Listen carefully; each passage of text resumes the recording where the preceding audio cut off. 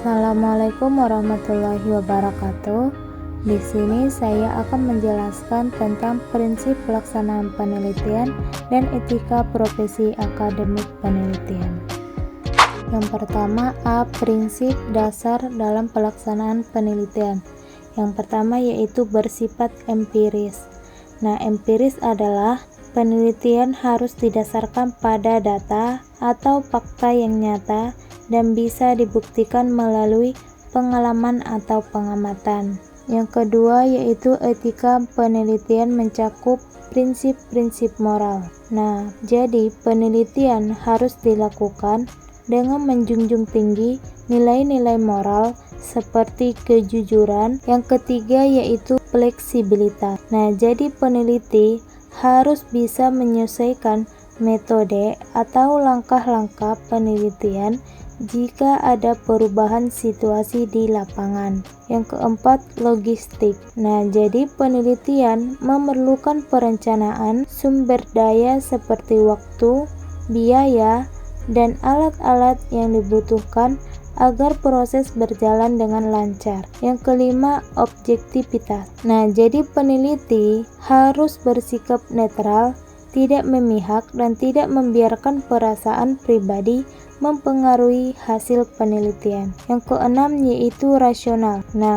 Jadi penelitian harus berdasarkan logika dan alasan yang masuk akal, bukan berdasarkan perasaan atau tahayul. Yang ketujuh yaitu relevansi. Penelitian harus sesuai dan berkaitan dengan masalah dan tujuan yang ingin dicapai. Contohnya, penelitian tentang teknologi kesehatan. Jadi harus relevan dengan perkembangan terbaru dalam dunia medis. Yang kedelapan, replikasi. Penelitian harus bisa diulang oleh orang lain dengan cara yang sama dan mendapatkan hasil yang serupa. Yang kesembilan yaitu sistematis. Penelitian dilakukan dengan langkah-langkah yang teratur dan berurutan dari awal sampai akhir, mulai dari identifikasi masalah, tinjauan pustaka, pengumpulan data, analisis, hingga penarikan kesimpulan. Yang ke-10 yaitu validitas. Jadi hasil penelitian harus benar-benar mengukur apa yang seharusnya diukur, sehingga hasilnya dapat dipercaya. B. Etika profesi akademik penelitian. Jadi penelitian merujuk pada pedoman moral dan norma yang harus diikuti oleh peneliti dalam menjalankan kegiatan ilmiah. Sehingga hasilnya dapat dipercaya dan memberikan manfaat bagi masyarakat. Menurut Hansen DKK 2023, etika penelitian mencakup 3 dimensi utama, yaitu yang pertama, etika terkait subjek penelitian.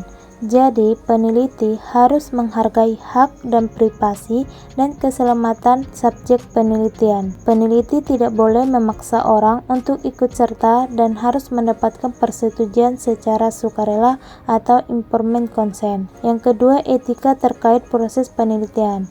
Jadi, peneliti harus jujur dan objektif dalam mengumpulkan dan menganalisis data. Tidak boleh memalsukan data, mengubah hasil agar terlihat bagus, atau mencuri ide orang lain.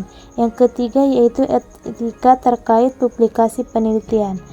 Peneliti harus menyebutkan semua pihak yang terlibat, misalnya pembimbing atau tim, dan tidak mengklaim karya orang lain sebagai miliknya atau plagiarisme. Yang keempat yaitu prinsip kejujuran.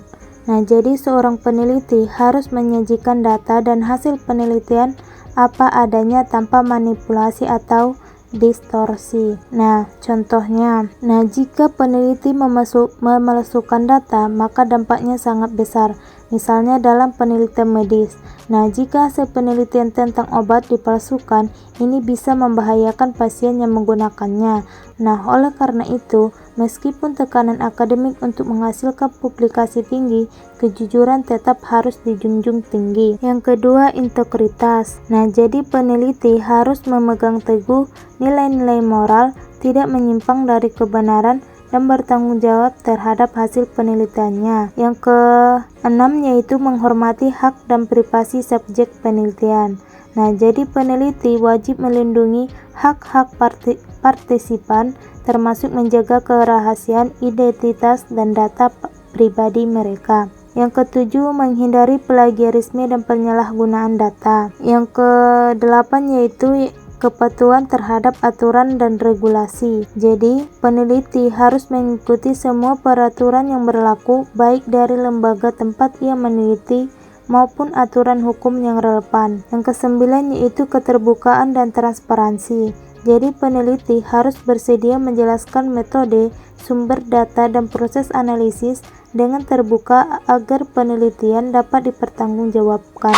C. Pelanggaran dalam etika penelitian. Yang pertama yaitu pabrikasi. Pabrikasi adalah tindakan membuat data atau hasil penelitian yang sebenarnya tidak ada, kemudian dipublikasikan seolah-olah itu nyata dan hasil dari proses ilmiah yang sah. Contohnya, menulis hasil eksperimen laboratorium yang tidak pernah dilakukan.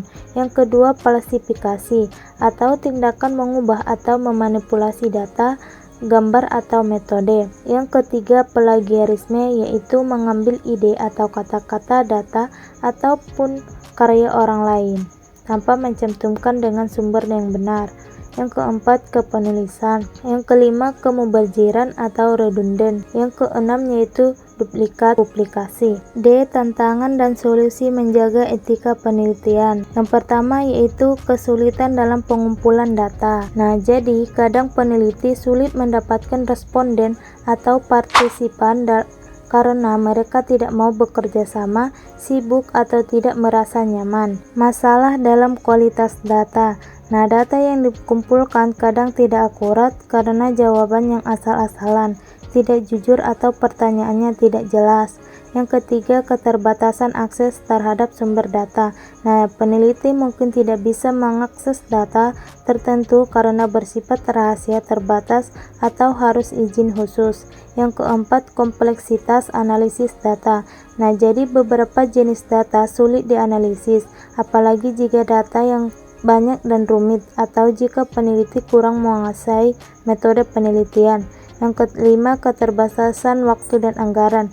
Nah, jadi penelitian membutuhkan waktu dan biaya, sedangkan peneliti sering harus menyelesaikannya dalam waktu yang singkat dengan dana terbatas.